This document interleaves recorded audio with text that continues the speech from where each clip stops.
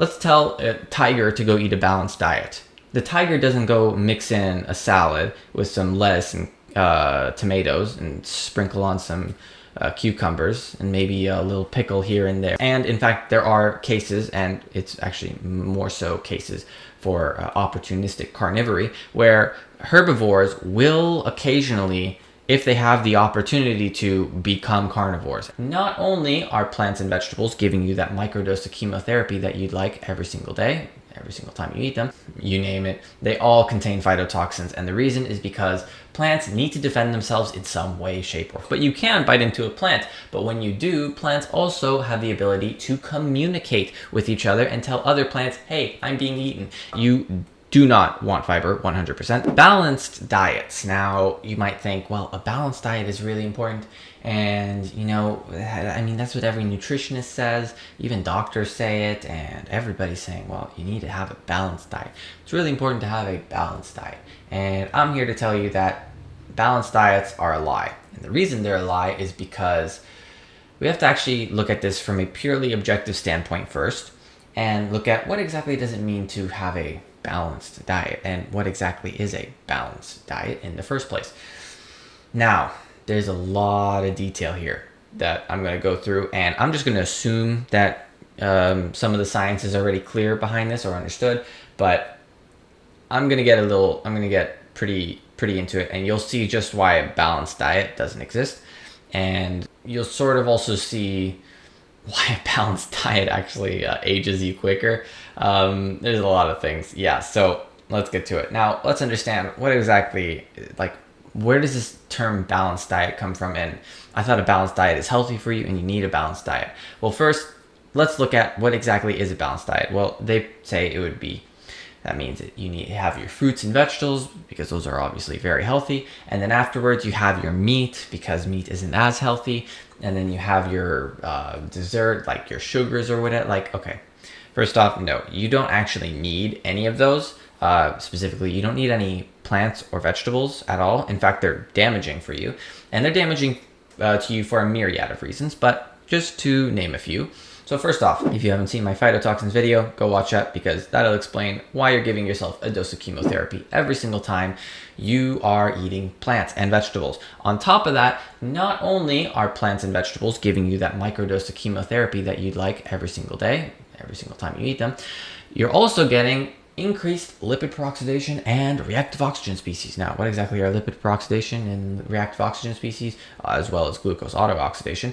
Well, and glycation. And okay, so what exactly is that whole thing? Well, that is basically where you're giving your cell damage for free, for no reason. And the way this damage happens is when glucose is oxidized, or it could also be from a phytotoxin, but when glucose is oxidized, what ends up happening is reactive oxygen species are created, and a reactive oxygen species can go through this free radical. Basically, it's attacking over and over again, and the problem is it can attack lipids over and over again. It could attack protein. It could, when it's big problems, but when it attacks a lipid, it damages that lipid. And where are those lipids located? Well, they're located on the surface of your cell. They could be located inside the cell itself, maybe the mitochondria. There are plenty of places where the lipids can be located. And when it damages this lipid could end up causing a breakage, basically, where the cell membrane ruptures. And what happens when that cell membrane ruptures? Well, that's when the cell goes through necrosis, and again, caspases are released. And when caspases are released, you got an inflammatory response, and a not good inflammatory response. There's no reason to have that inflammatory response in the first place. That's just increased cause of age. So yes, all of those are from plants and vegetables, and they come actually exclusively from plants and vegetables, which oddly enough are told to be healthy. So a little strange there.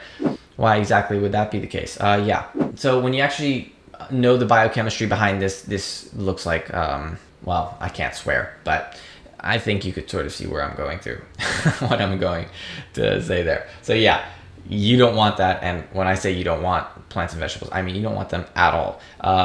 It doesn't really matter what it is. It could be ginger, it could be, you name it. They all contain phytotoxins. And the reason is because plants need to defend themselves in some way, shape, or form. Now, plants do not defend themselves like animals do.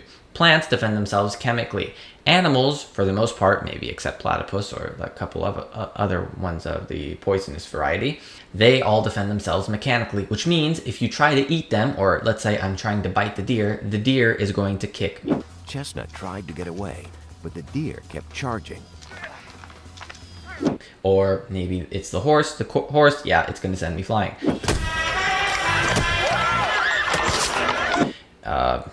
Team Rocket blasting off again. Yeah, so you can sort of see where I'm going here.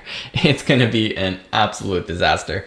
Yeah, that's why you can't really just bite into a horse, but you can bite into a plant. But when you do, plants also have the ability to communicate with each other and tell other plants, hey, I'm being eaten.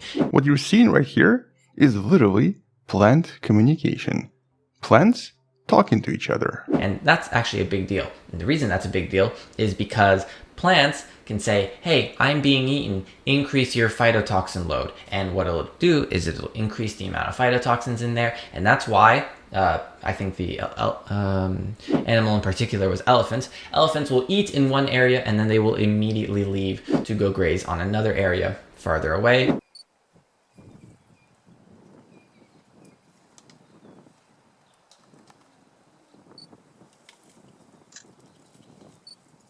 And the reason has to do with the fact that they know if they eat those plants nearby, they will most likely end up dying. And that has to do with the plants telling each other, hey, I'm being eaten, I'm experiencing mechanical stress. So yes, plants are alive because they can communicate to each other.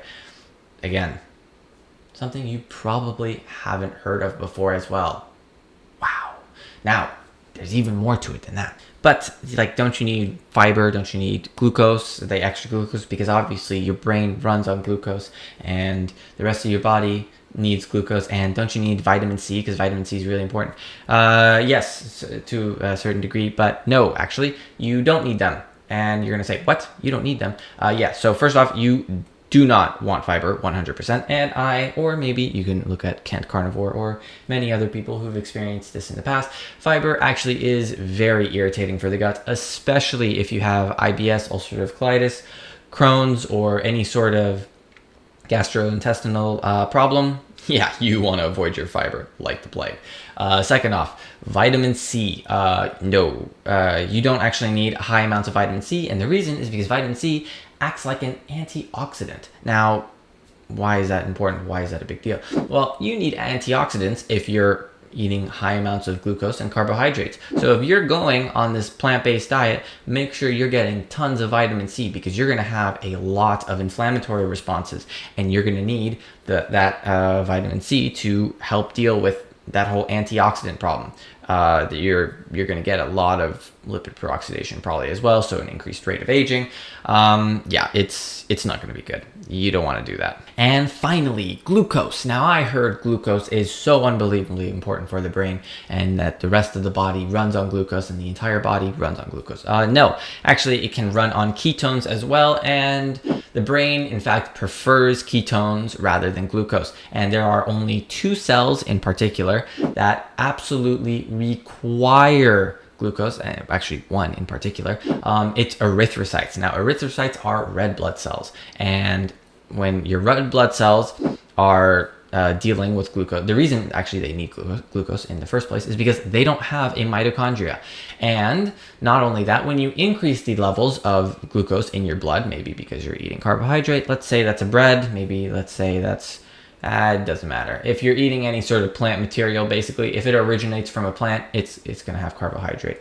Now, why exactly is that a big deal? You're causing the oxidation, or your glucose, your mitochondria specifically, to go through the process of oxidative phosphorylation of glucose. Now, what happens when that happens? Well, you end up creating more reactive oxygen species in the process. And that reactive oxygen species could lead to many problems, like I stated a little bit before, but there's one in particular. It can lyse the red blood cell. And what happens when the red blood cell is lysed, or basically broken open?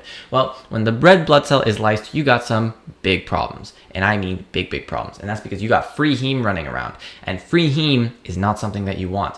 Free heme is a problem, and the reason it's a problem is because it can bind to hepatocytes basically in the liver and cause bilirubin, and that causes jaundice, which basically gives you that yellow look in your eyes or in your skin. So yeah, I would avoid that one. That's not a good one.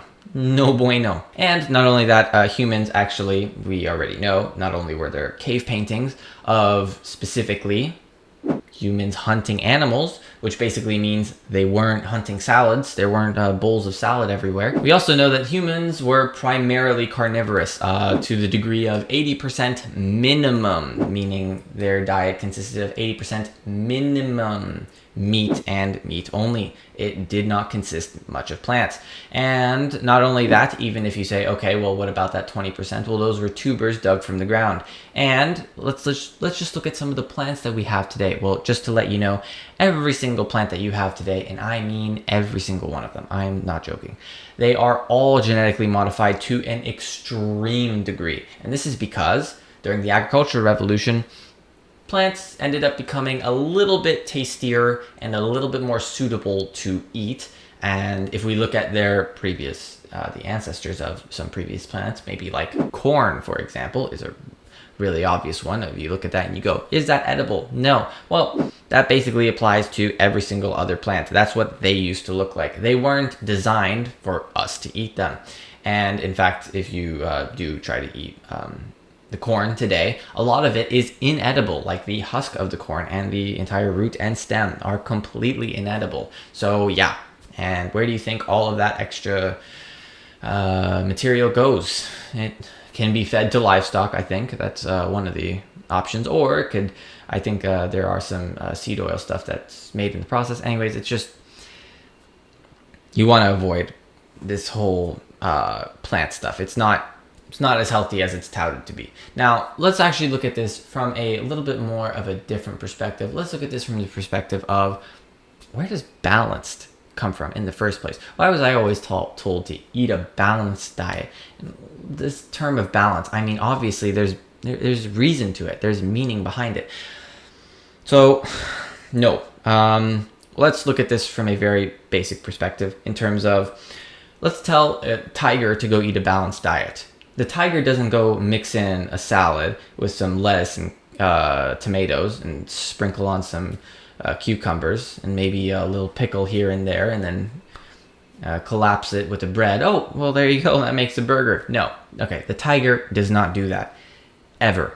Okay. The tiger eats meat and meat only. Every single animal basically out there is, for the most part, primarily carnivorous or primarily herbivorous. And in fact, there are cases, and it's actually more so cases for opportunistic carnivory, where herbivores will occasionally, if they have the opportunity to, become carnivores. And I think the example was chimpanzees, because if you look at chimpanzees, if they can get their hands on these little monkeys, they will tear them to shreds, and they will eat those little monkeys to shreds when they can.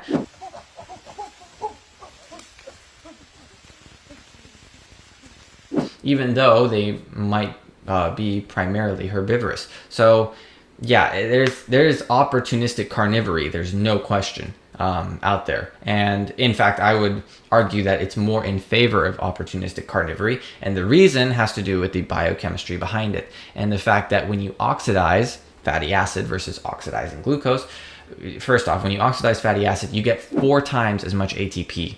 And if you convert that in total, you can't necessarily say 4 times as much energy, but you can say 3 times as much energy created from fatty acid oxidation. Where does that fatty acid come from? It comes from meat.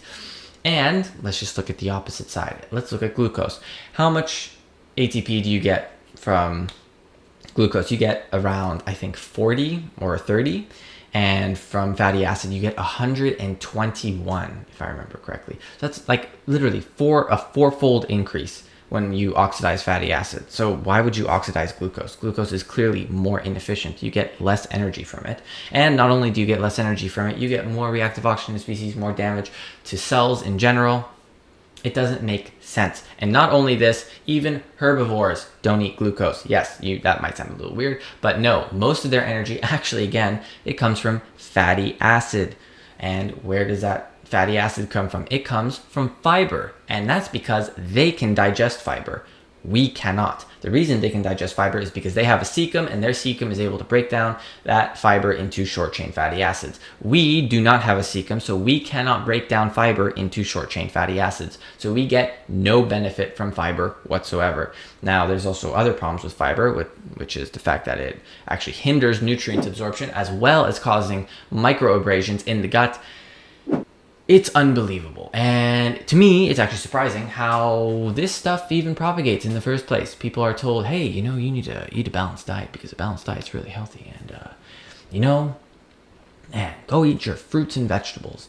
And I was, in fact, a great example of this. And I've experienced so many problems along the way, and I am slowly healing. But one of my examples was acne. I had absolutely terrible acne all over my face. And you can go check out that video if you're really interested. You might even be able to see some residual acne. I'm not really entirely sure.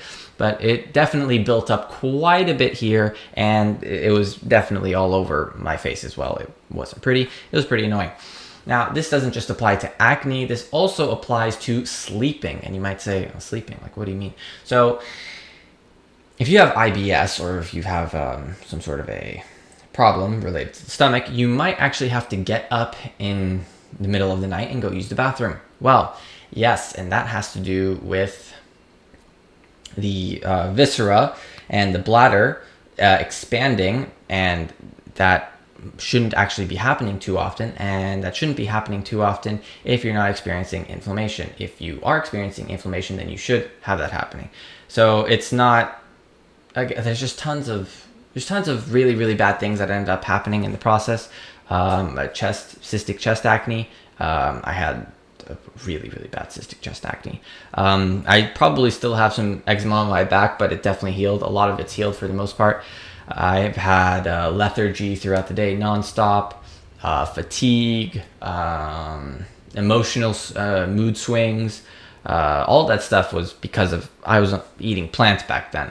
And it takes time to heal, but eventually when you're full carnivore, at least like me anyways, all that slowly goes away. And it's really one of in my opinion, the nicest thing is the mood swings don't even exist anymore. In fact, there is no mood swings. You're just in a permanent sort of like trance of just being relaxed and chill. And hey, if people want to go eat plants for pleasure, like go ahead. I don't mind. I actually don't really care. But I'm here to tell you that they're damaging. And if you want to keep damaging yourself by eating plants in one way or another, then go ahead. I'm not really here to stop you. And yeah, so thanks for watching. I hope you enjoyed the video. If you're interested in more videos like this, then please let me know in the comments below. If you like the video, give it a like because it helps the video and helps spread the word a lot. And if you're interested in more videos like this, subscribe to the channel because I plan on making plenty of more videos. Thanks for watching. I'll see you in the next one. Peace.